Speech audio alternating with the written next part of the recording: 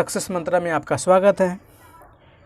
तो गाइज फिर से आप लोगों के बीच Bihar SSC third CGL Bihar सचिवालय सहायक भर्ती के लिए जो प्रैक्टिस सेट चलाया जा रहा है रुक्मणी प्रकाशन का द प्लेटफॉर्म का, वो आज फिर आप लोगों के बीच प्रैक्टिस सेट नंबर 7 लेकर हाजिर हूँ। इससे पहले कि गाइज अगर आप इस चैनल पर पहली बार विजिट कर रहे हैं तो चैनल को सब्सक्राइब कर दीजिए एवं बेल आइकन को दबा दीजिए ताकि जब भी मैं ऐसी वीडियो अपलोड करूं तो सबसे पहले नोटिफिकेशन आपके पास पहुंचे। गाइज वीडियो अगर अच्छी लगी तो वीडियो को लाइक कर दीजिए एवं दोस्तों के साथ शेयर कर दीजिए एवं कमेंट जरूर करें कि आपको यह प्रैक्टिस सेट कैसा लगा है एवं आपने कितना स्कोर किया है।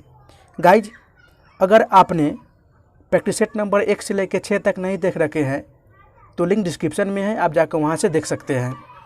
तो इसी के साथ गाइज शुरू करते हैं। आपका पहला प्रश्न आपके फ़ोन स्क्रीन पे जो बोल रहा है, कार्बी लंगपी जल विद्युत परियोजना का कार्यान्वयन इनमें से किस राज्य ने किया है? तो किया है असम ने।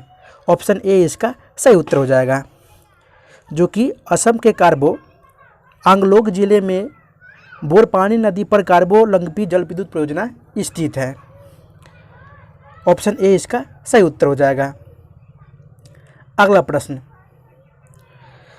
जन्म एवं मृत्यु पंजीकरण अधिनियम किस वर्ष में अधिनियमित किया गया था?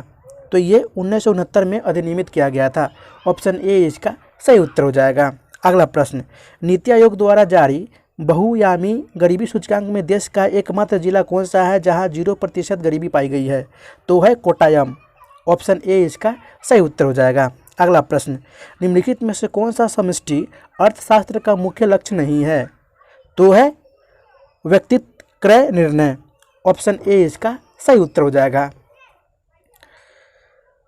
समष्टि अर्थशास्त्र का, जो कि वृहद अर्थशास्त्र भी इसे कहते हैं, समष्टि अर्थशास्त्र जो कि सभी आर्थिक इकाइयों का समग्र अध्ययन एवं विश्लेषण किया जाता है। इसमें समष्टि अर्थशास्त्र के महत्वपूर्ण घटक हैं जो इस प्रकार हैं: राजकोषीय नीतियाँ एवं मौद्रिक नीतियाँ, सरकारी बजट, मुद्रा की पूर्ति एवं साख सृजन, विनिमय दर एवं भुगतान संतुलन, रोजगार से संबंधित सिद्धांत आदि। अगला प्रश्न, बौद्ध भिक्षु प्रार्थना करने के लिए जिन सभा कक्षों का उपयोग करते हैं उन्हें हम क्या कहते हैं? तो उन्हें हम कहते हैं चैत्य। ऑप्शन डी इसका सही उत्तर हो जाएगा। जिनके लिए कक्षों का उपयोग किया जाता है प्रार्थना करने के लिए। चैत्य गृहों के समीप ही भिक्षुओं को रहने के लिए आवास बनाए जाते हैं जिन्हें हम बोलते हैं मठ। सर्वप्रथम स्तूप शब्द का वर्णन ऋग्वेद में मिला है। बौद्ध धर्म के त्रिरत्न होते हैं बुद्ध, धम्म और संघ। अगला प्रश्न, एवं बौद्धों के लिए ठहरने के लिए जो स्थान बनाया जाता है उसे हम विहार कहते हैं। अगला प्रश्न, खोजी गई हड़प्पा कालीन मोहरों पर किस जानवर की आकृति नहीं पाई गई है? तो है गाय। ऑप्शन डी इसका सही उत्तर हो जाएगा। अगला प्रश्न, निम्नलिखित में से कौन सी द्रविड़ समूहों की सबसे छोटी एवं नवीनतम भाषा है? तो है मलयालम। ऑप्शन डी इसका सही उत्तर हो जाएगा। मलयालम भाषा जो कि लिपि के दृष्टिकोण से तमिल साहित्य के बहुत करीब है। कन्नड़ भाषा की बात करूं तो यह सर्वाधिक प्राचीन ग्रंथ कविराज मार्ग है। तमिल भाषा की बात करूं तो चारों द्रविड़ भाषाओं में तमिल भाषा के सबसे प्राचीन तथा इनमें सबसे पहले साहित्य लेखन आरंभ हुआ था इसमें। तेलुगु भाषा की बात करूं तो तेलुगु को जनभाषा बनाने का श्रेय कवि नन्नाया को जाता है। अगला प्रश्न, निम्नलिखित में से किसने ब्रिटिश अधिकारियों को यह सुझाव दिया कि विधवाएं पुनर्विवाह कर सकती है, जिसके परिणाम स्वरूप 1856 ईस्वी में इसके लिए कानून पारित किया गया? तो इसका सही उत्तर हो जाएगा ईश्वर चंद्र विद्यासागर। ऑप्शन ए इसका सही उत्तर हो जाएगा। 1856 का विधवा पुनर्विवाह जो कि अधिनियम लॉर्ड कैनिंग के समय में पारित हुआ था। इस हिंदू विधवा पुनर्विवाह का अधिनियम 1856 को एक्ट 15 के नाम से भी जाना जाता है। स्वामी विवेकानंद जो कि रामकृष्ण परमहंस के शिष्य विवेकानंद द्वारा रामकृष्ण मिशन की स्थापना 1897 ईस्वी में कलकत्ता के समीप बारानगर में की गई थी। राजा राम मोहन राय के द्वारा सती प्रथा के अंत में इनकी महत्वपूर्ण योगदान रही एवं स्वामी दयानंद सरस्वती ने 1875 ईस्वी में बॉम्बे में आर्य समाज की स्थापना की थी। अगला प्रश्न, किस प्रकार के सूक्ष्म वित्त संस्थानों में सामूहिक ऋण में संप्राश्विक की आवश्यकता नहीं होती? तो ये स्वयं सहायता समूह में संप्राश्विक और संप्राश्विक सामूहिक ऋण की आवश्यकता नहीं होती। ऑप्शन डी इसका सही उत्तर हो जाएगा। क्षेत्रीय ग्रामीण बैंक की स्थापना 1975 में की गई थी। अगला प्रश्न, ब्रिटिश शासन के खिलाफ भारत में चल रहे सविनय अवज्ञा आंदोलन को समाप्त करने हेतु महात्मा गांधी और लॉर्ड इरविन द्वारा गांधी इरविन समझौता नामक राजनीतिक समझौते पर किस वर्ष हस्ताक्षर किए गए थे? तो ये 1931 में किए गए थे, जिन्हें हम गांधी इरविन पैक्ट के नाम से भी जानते हैं। ऑप्शन बी इसका सही उत्तर हो जाएगा, जो कि यह 5 मार्च 1931 को यह समझौता हुआ था। अगला प्रश्न, निम्न में से किस प्रकार की निर्धनता पर्यावरणीय आपदा जैसी प्रतिकूल घटनाओं पर आधारित एक अस्थायी प्रकार की निर्धनता है? तो है स्थितिजन्य निर्धनता। ऑप्शन बी इसका सही उत्तर हो जाएगा। अगला प्रश्न, हिमालय की बृहत्तम पर्वतमाला की चौड़ाई लगभग कितनी है?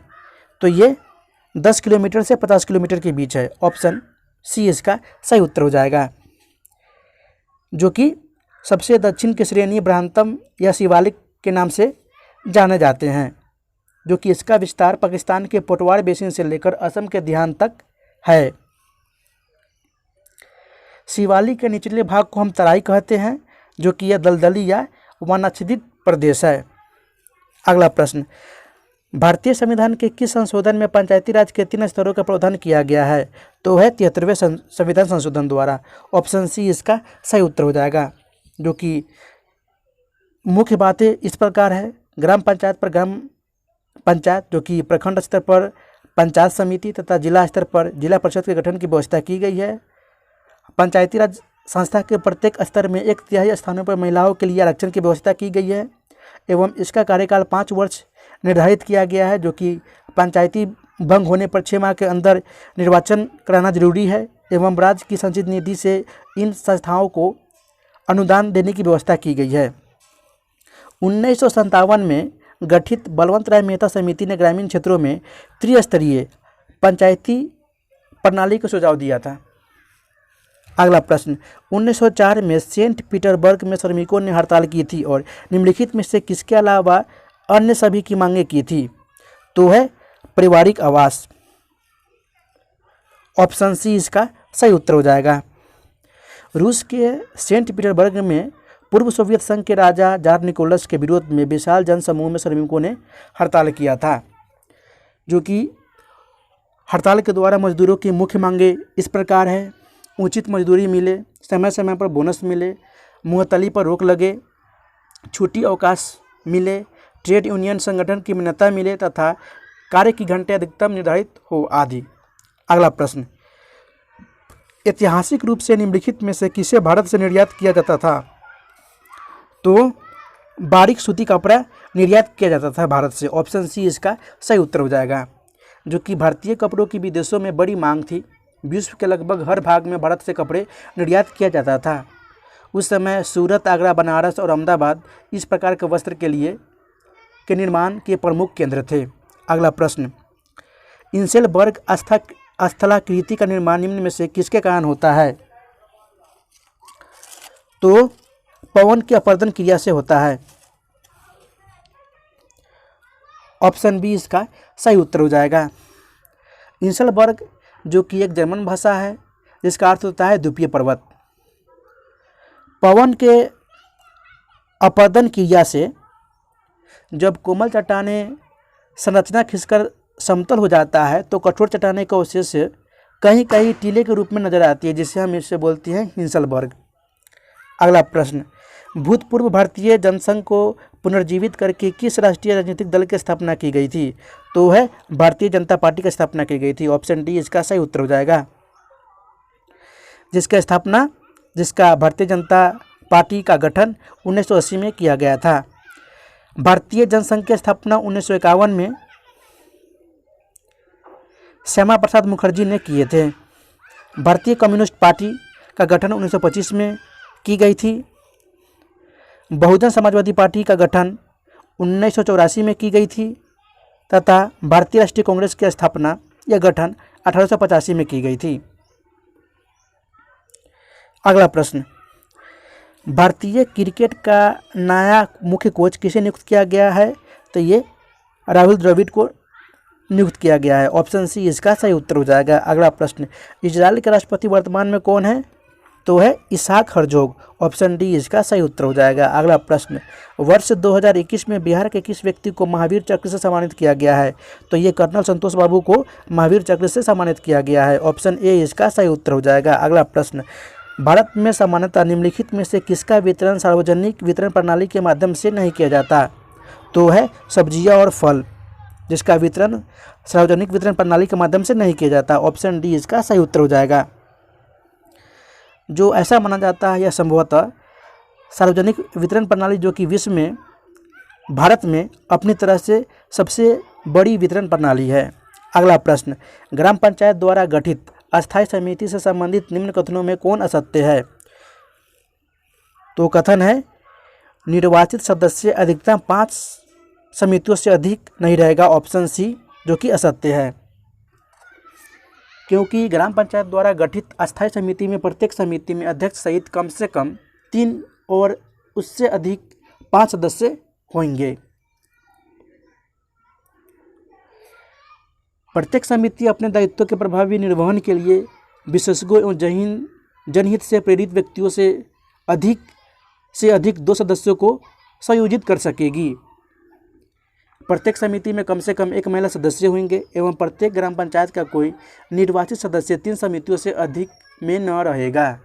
अगला प्रश्न, निम्नलिखित में से कौन सा किसी देश के मानव संसाधन विकास का निर्धारक नहीं है? तो है लिंग अनुपात। ऑप्शन डी इसका सही उत्तर हो जाएगा। अगला प्रश्न, निम्नलिखित में से कौन सा पवन ऊर्जा के उपयोग का अवगुण नहीं है? तो है ऑप्शन डी, जो कि यह एक नवीकरणीय स्रोत है, अक्षय है। ऑप्शन डी इसका सही उत्तर हो जाएगा। पवन ऊर्जा जो कि एक अनिश्चित मात्रा में प्राप्त होता है, जो बहती हुई वायु से उत्पन्न की गई ऊर्जा को पवन ऊर्जा कहते हैं। वायु एक नवीकरणीय स्रोत है, जो कि ये पवन ऊर्जा के उपयोग का अवगुण नहीं है। भारत में पवन ऊर्जा उत्पादन के लिए उपयुक्त प्रदेश तमिलनाडु, आंध्र प्रदेश, गुजरात, कर्नाटक और केरल है। एशिया का सबसे बड़ा पवन ऊर्जा उत्पादन केंद्र जो कि गुजरात के कच्छ जिले स्थित मांडवी में स्थित है। अगला प्रश्न, कुलीन विशेषाधिकारों की समाप्ति के बाद इनमें से किस वर्ग के लोगों में राष्ट्रीय एकता के विचार लोकप्रिय हुए हैं? तो ये शिक्षित उदार मध्यम वर्ग के लोगों में राष्ट्रीय एकता के विचार लोकप्रिय हुए हैं। ऑप्शन सी इसका सही उत्तर हो जाएगा। प्राचीन काल और मध्यकाल में कुलीन विशेषाधिकारों वाले वर्ग बहुत ही प्रभावशाली रहा था। भारत के राष्ट्रीय आंदोलन में भी शिक्षित उदार मध्यम वर्ग का प्रारंभिक समय से ही महत्वपूर्ण योगदान रहा। अगला प्रश्न, निम्नलिखित में से कौन सा बैंक भारत में करेंसी नोट जारी करता है? तो करता है भारतीय रिजर्व बैंक। ऑप्शन सी इसका सही उत्तर हो जाएगा, जिसकी स्थापना 1 अप्रैल 1935 को 5 करोड़ की लागत से अधिकृत से पूंजी से हुई थी एवं प्रथम भारतीय स्वतंत्र भारत के प्रथम आरबीआई गवर्नर थे सी डी देशमुख। अगला प्रश्न,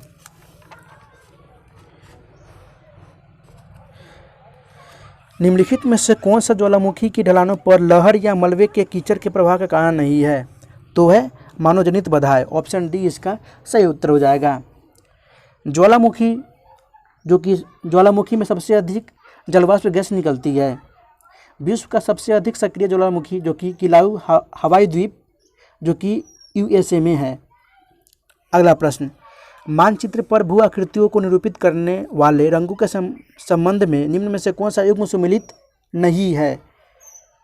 तो ये पठार धूसर नहीं है। ऑप्शन ए इसका सही उत्तर हो जाएगा, जो कि मानचित्र में पठार को पीलापन हुए भूरे रंग से दर्शाया जाता है, न कि धूसर से। अगला प्रश्न, इनमें से किसके आत्मदाह करके मंडल आयोग की सिफारिशों का विरोध किया गया था? तो दिल्ली विश्वविद्यालय के छात्र सुरेंद्र सिंह चौहान के द्वारा। ऑप्शन डी इसका सही उत्तर हो जाएगा। मंडल आयोग का गठन वर्ष 1979 में सामाजिक और शैक्षणिक रूप से पिछड़े वर्ग की पहचान के उद्देश्य से किया गया था एवं इस आयोग का नेतृत्व बिहार के पूर्व मुख्यमंत्री बीपी मंडल द्वारा किया गया था। अगला प्रश्न, जेट स्ट्रीम क्या है? तो जेट स्ट्रीम ये पृथ्वी की सतह के ऊपर की तेज हवाएं हैं। ऑप्शन बी इसका सही उत्तर हो जाएगा। क्षोभमंडल की ऊपरी परत में बहुत तीव्र गति से चलने वाली संकरे नलिकार या विसर्पी पवन प्रवाह को ही जेट पवन कहते हैं। यह 8 से 12 किलोमीटर की ऊंचाई पर पश्चिमी से पूर्व की ओर प्रभावित होता है। अगला प्रश्न, भारत में किस दिन को संविधान दिवस के रूप में मनाया जाता है? तो 26 नवंबर को संविधान के रूप में मनाया जाता है। ऑप्शन ए इसका सही उत्तर हो जाएगा, 26 नवंबर 1949 को। 15 अगस्त को स्वतंत्रता दिवस के रूप में मनाते हैं। 25 जनवरी को राष्ट्रीय पर्यटन दिवस के रूप में मनाते हैं तथा 26 जनवरी को गणतंत्र दिवस के रूप में मनाते हैं। अगला प्रश्न, भारत का चुनाव आयोग किस निकाय के चुनाव के पर्यवेक्षण, नियंत्रण और निर्देशन के लिए जिम्मेदार नहीं है? तो स्थानीय निकायों के लिए जिम्मेदार नहीं है। ऑप्शन सी इसका सही उत्तर हो जाएगा, जो कि संविधान के भाग 15 में अनुच्छेद 324 से 29 में निर्वाचन आयोग से संबंधित उपबंध दिया गया है, जो कि इस भारत निर्वाचन आयोग की स्थापना 25 जनवरी 1950 को हुई थी, जो कि एक अस्थायी संवैधानिक निकाय है। अगला प्रश्न, निम्नलिखित में से किस देश को लंबे समय तक राजनीतिक विखंडन का सामना करना पड़ा था? तो करना पड़ा था इटली को। ऑप्शन डी इसका सही उत्तर हो जाएगा, जो कि इटली यूरोप का प्राचीनतम राष्ट्रों में से एक है एवं इसकी राजधानी रोम है। इटली विश्व के प्रमुख अंगूर और जैतून उत्पादक देश है। यूरोप का भारत इटली को कहा जाता है क्योंकि यह भी भारत की तरह कृषि प्रधान देश है एवं यहाँ हिमालय की तरह आसपास पर्वत भी है। अगला प्रश्न, दिल्ली किस रेलवे जोन के अंतर्गत आता है? तो ये उत्तर रेलवे जोन के अंतर्गत आता है। ऑप्शन बी इसका सही उत्तर हो जाएगा। उत्तर रेलवे जोन को 5 डिवीजन में विभाजित किया गया है, जो कि एक दिल्ली है, दूसरा अम्बाला, तीसरा फिरोजपुर, चौथा लखनऊ जो कि एनआर एवं 5वां मुरादाबाद है। मध्य रेलवे जोन के अंतर्गत मुंबई आता है एवं उत्तर सीमांत रेलवे जोन के अंतर मालेगांव आता है। अगला प्रश्न, मुगल सेवा में शामिल होने वाले लोगों को निम्नलिखित में से किस नाम से जाना जाता है? तो ये मनसबदार के नाम से जाना जाता है। ऑप्शन सी इसका सही उत्तर हो जाएगा, जो कि मनसब का अर्थ होता है पदनाम। 1574 ईस्वी में अकबर द्वारा मनसबदारी व्यवस्था की शुरुआत की गई थी। सबसे अधिक हिंदू मनसबदारों की संख्या औरंगजेब के काल में था। मुगल वंश का संस्थापक बाबर था, जो कि मुगलकालीन अर्थव्यवस्था का आधार चांदी का रुपया था। अगला प्रश्न, जवाहरलाल नेहरू द्वारा लोकसभा के जनक की उपाधि किसे प्रदान की गई थी? तो ये गणेश वासुदेव मावलंकर को प्रदान की गई थी। ऑप्शन ए इसका सही उत्तर हो जाएगा। एवं प्रथम लोकसभा अध्यक्ष थे जीबी मावलंकर एवं उपाध्यक्ष थे अनंत शयनम। संविधान के अनुच्छेद 93 के अनुसार लोकसभा स्वयं अपने सदस्यों में से एक अध्यक्ष एवं एक उपाध्यक्ष चुनते हैं। अगला प्रश्न, ग्राम पंचायत का सदस्य अपना इस्तीफा किसे देता है? तो ये ग्राम पंचायत के मुखिया को देता है। ऑप्शन डी इसका सही उत्तर हो जाएगा। त्यागपत्र की बात करूं तो त्यागपत्र की तिथि से 7 दिन बीतने के बाद उसे स्वीकृत माना जाएगा, अगर वो त्यागपत्र वापस न लेता है तो। अगला प्रश्न, रोज ऑफ गॉड एक उत्कृष्ट कविता थी जो इनके द्वारा लिखी गई थी, तो वह श्री अरविंद घोष। ऑप्शन सी इसका सही उत्तर हो जाएगा। भारत का राष्ट्रगान जो कि जनगण मन और बांग्लादेश का राष्ट्रगान जो कि आमार सोनार बांग्ला, ये गुरुदेव रविन्द्रनाथ टैगोर के द्वारा लिखी गई थी। सरोजिनी नायडू, जिसे हम लेडी ऑफ द लेक नामक पुस्तक की रचना की थी। अगला प्रश्न, भारत में सबसे बड़ा मठ तवांग मठ डैश में स्थित है? तो आपका ये अरुणाचल प्रदेश में स्थित है। ऑप्शन ए इसका सही उत्तर हो जाएगा। एवं सिक्किम में रुमटेक मठ स्थित है। अगला प्रश्न, बालाघाट और छिंदवाड़ा जिलों में कौन सा खनिज भंडार व्यापक रूप में पाया जाता है? या व्यापक रूप से पाया जाता है, तो है मैंगनीज। ऑप्शन सी इसका सही उत्तर हो जाएगा, जो कि मध्य प्रदेश के बालाघाट और छिंदवाड़ा जिलों में पाया जाता है। डोलामाइट की बात करूं तो ये सिवनी, सागर, छतरपुर में पाया जाता है। कोयला की बात करूं तो ये सिंगरौली, बैतूल में पाया जाता है, बैतूल जिले में पाया जाता है। एवं बॉक्साइट की बात करूं तो ये कटनी, रीवा, सतना जिले में पाया जाता है, जो मध्य प्रदेश में है। अगला प्रश्न, भारत में बिना मीनारों वाली एकमात्र जमा मस्जिद निम्नलिखित में से किस राज्य में है? तो है मध्य प्रदेश में। ऑप्शन ए इसका सही उत्तर हो जाएगा। वह चंदेरी की राजा मस्जिद में 3 संगमरमर गुंबद है, जो कि अन्य सभी मस्जिदों की तरह मीनार नहीं है। अगला प्रश्न, प्रारंभिक भारत के सर्वाधिक प्रसिद्ध शास्त्रानुकूल ग्रंथों में से एक मनुस्मृति डैश में लिखा गया था? तो ये संस्कृत में लिखा गया था। ऑप्शन बी इसका सही उत्तर हो जाएगा। स्मृति ग्रंथों में सबसे प्राचीन एवं प्रामाणिक मनुस्मृति को ही मानी जाती है। अगला प्रश्न,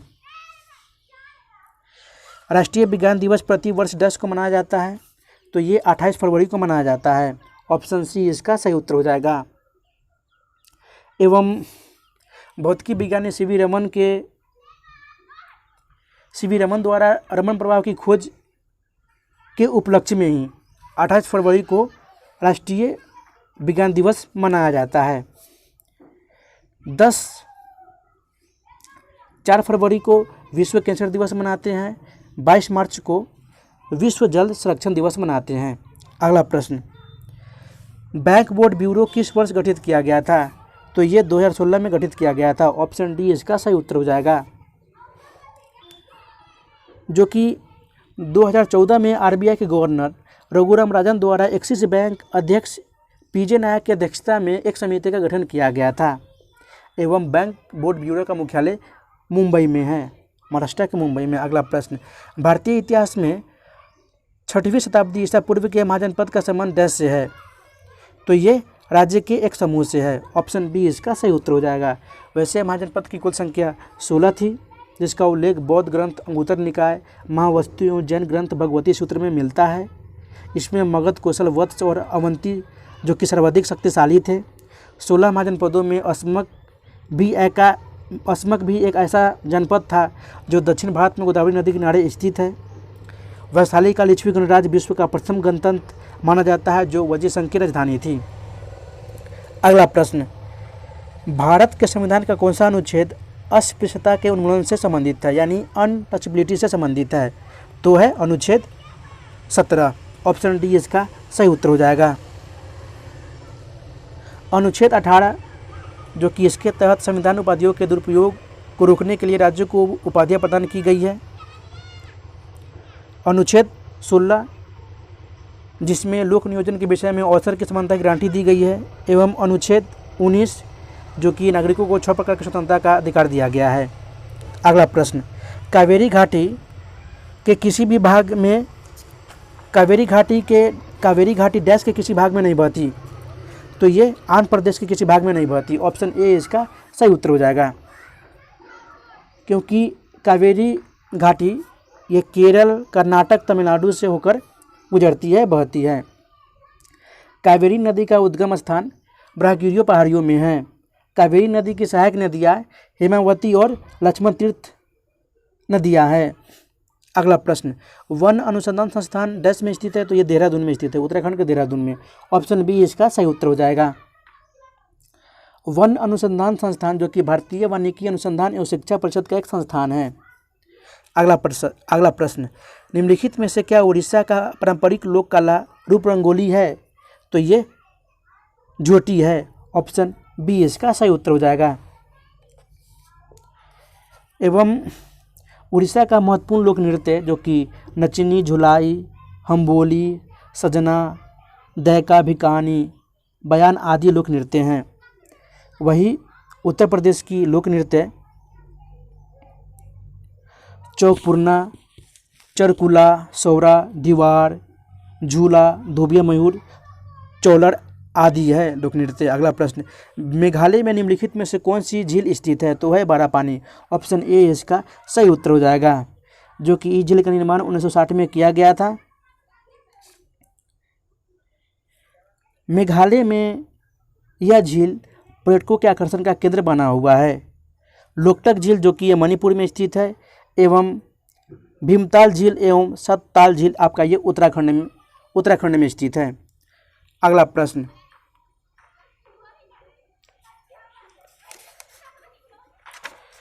भौतिक विज्ञान में बहुधा प्रयोग किए जाने वाला इनमें से कौन सा ग्रीक अक्षर ध्वनि तरंग की तरंगदैर्ध्य दर्शाता है? तो वो दर्शाता है लैम्ब्डा। ऑप्शन बी इसका सही उत्तर हो जाएगा, जो ध्वनि तरंग की तरंगदैर्ध्य को दर्शाता है। तरंगदैर्ध्य किसी तरंग की लंबाई होती है जो माध्यम के किसी कण के द्वारा अपनी माध्य स्थिति के दोनों ओर एक कंपन पूरा करने में तय की गई दूरी को प्रदर्शित करता है। ऑप्शन बी इसका सही उत्तर हो जाएगा। अगला प्रश्न,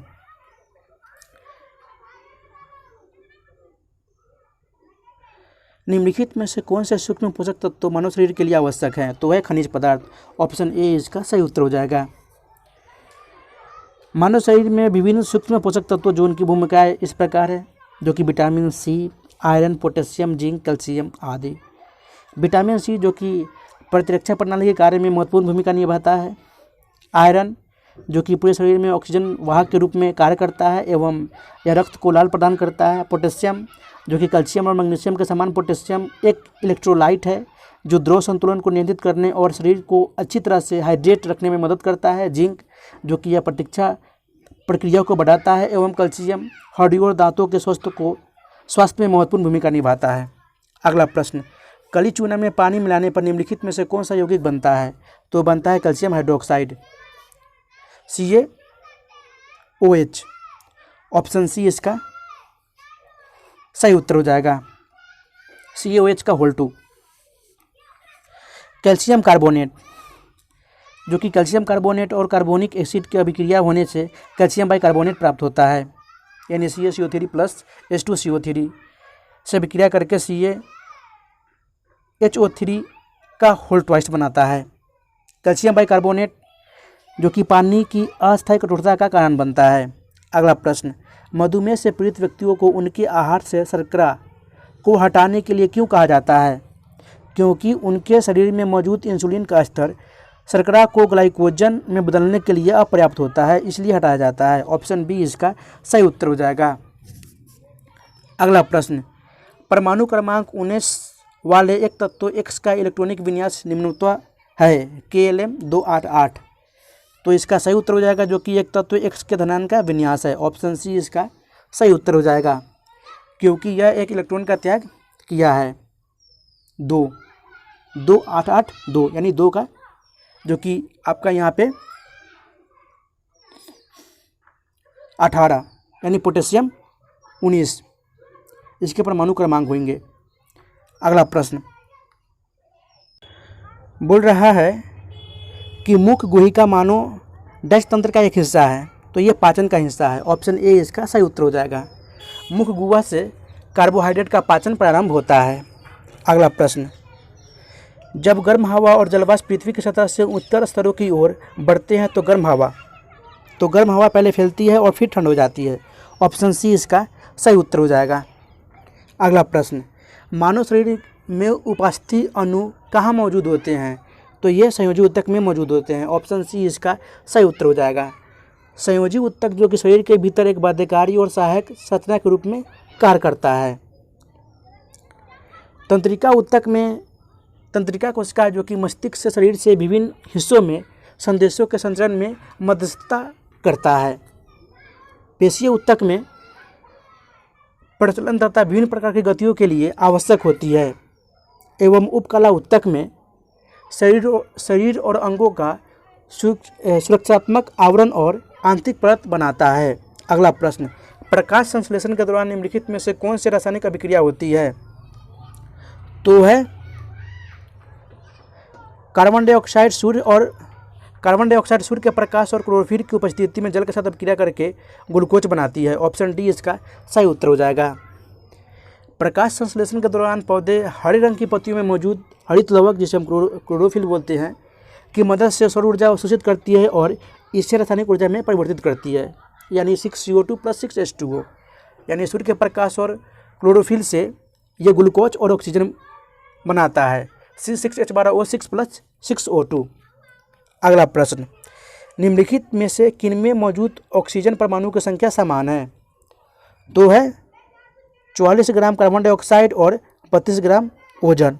इसी के साथ आपका ऑप्शन बी सही उत्तर हो जाएगा, जिसकी परमाणु की संख्या समान है। अगला प्रश्न, इनमें से किसे भारत के जल पुरुष के रूप में जाना जाता है? तो डॉक्टर राजेंद्र सिंह को जल पुरुष के रूप में जाना जाता है। ऑप्शन सी इसका सही उत्तर हो जाएगा। चंडी प्रसाद भट्ट जो कि ये चिपको आंदोलन के प्रणेता हैं। सुंदरलाल बहुगुणा जो कि इन्हीं का दिया गया स्वरूप है, आंदोलन है, जन्मदाता है। वृक्षों को कटाने से बचने के लिए चिपको आंदोलन इन्हीं के द्वारा दिया गया है। अगला प्रश्न, एक वस्तु को एक उत्तल लेंस के मुंह के अक्ष पर 2f1 से परे किसी बिंदु पर रखा जाता है तो उसका प्रतिबिंब कहाँ बनेगा? तो उसका प्रतिबिंब f2 और 2f2 के बीच बनेगा। ऑप्शन सी इसका सही उत्तर हो जाएगा। अगर प्रतिबिंब की स्थिति 2f2 से परे हो तो वस्तु की स्थिति अनंत पे बनेगा एवं प्रतिबिंब की प्रकृति वास्तविक बहुत छोटा एवं उल्टा बनेगा। अगर प्रतिबिंब की स्थिति f2 पे हो, सॉरी गाइज, अगर प्रतिबिंब की स्थिति 2f2 से परे हो तो वस्तु की स्थिति 2f1 और f2 के बीच बनेगा एवं प्रतिबिंब की प्रकृति वास्तविक बड़ा उल्टा बनेगा। अगर प्रतिबिंब की स्थिति f2 पर हो तो वस्तु की स्थिति अनंत पे बनेगा एवं प्रतिबिंब की प्रकृति एवं आकार वास्तविक बहुत छोटा एवं उल्टा बनेगा। अगर वस्तु की प्रतिबिंब की स्थिति 2f2 पे हो तो वस्तु की स्थिति 2f1 पे बनेगा एवं प्रतिबिंब की प्रकृति एवं आकार वास्तविक बराबर एवं उल्टा बनेगा। अगला प्रश्न, निम्न में से कौन सी धातु सबसे अधिक क्रियाशील है? तो है पोटेशियम। ऑप्शन डी इसका सही उत्तर हो जाएगा, पोटेशियम। उसके बाद आपका हो जाएगा सोडियम, कैल्शियम, मैग्नीशियम। ये आपका क्रम से चलेगा।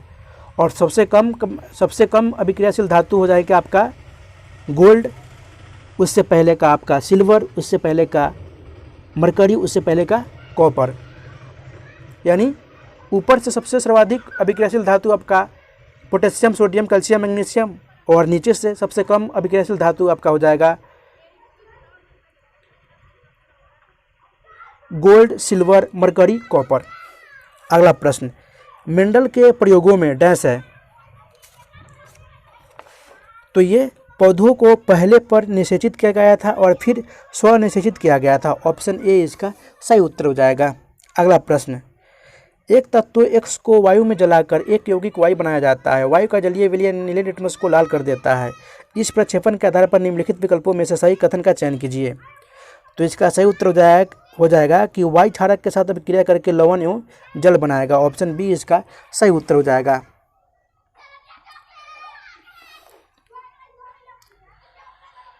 एवं क्षारकों के रासायनिक गुण इस प्रकार हैं।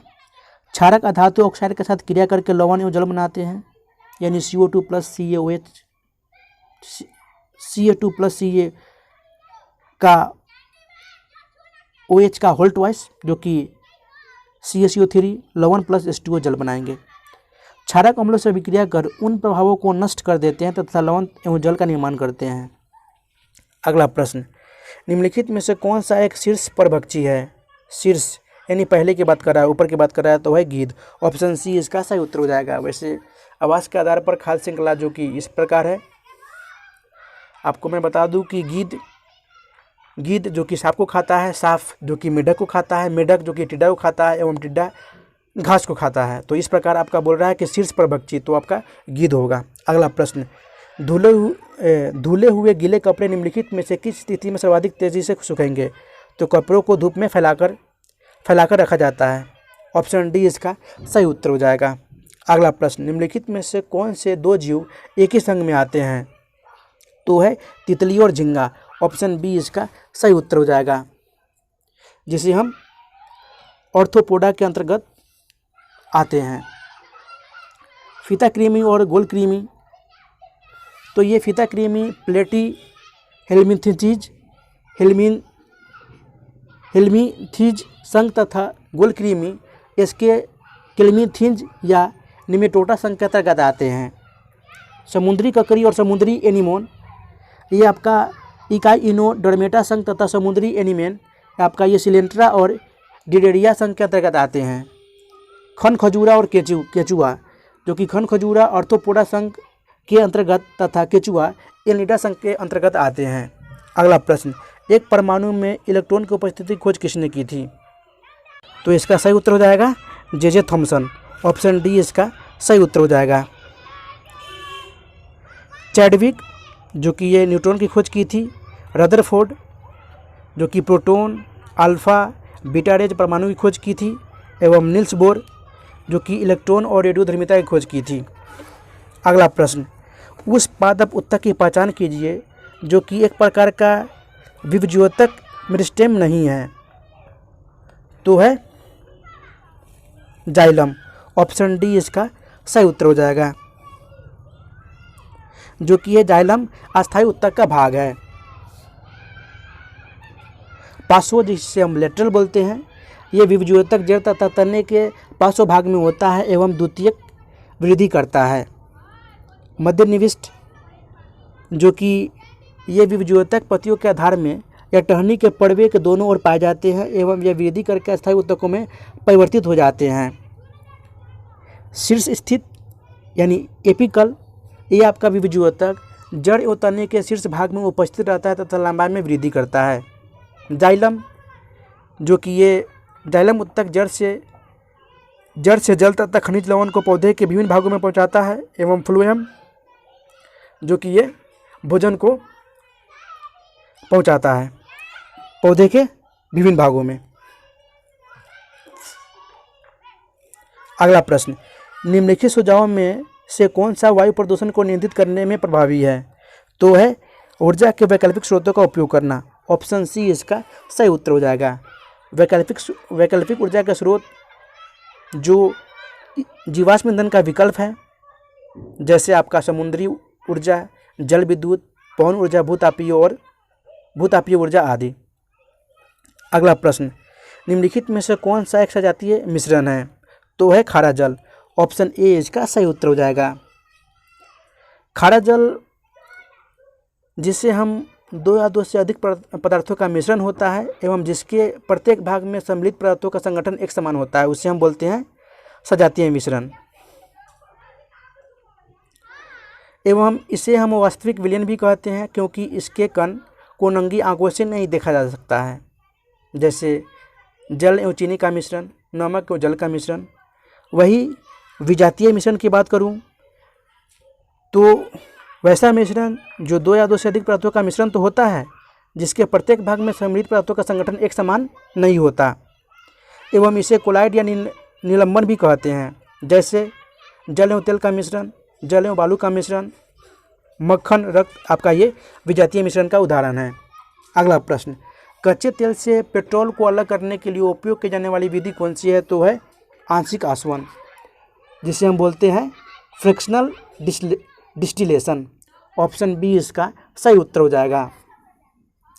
भाप आसवन विधि से कार्बनिक मिश्रण को शुद्ध किया जाता है जो जल में अघुलनशील होता है परंतु भाप के साथ वाष्पीकृत हो जाता है।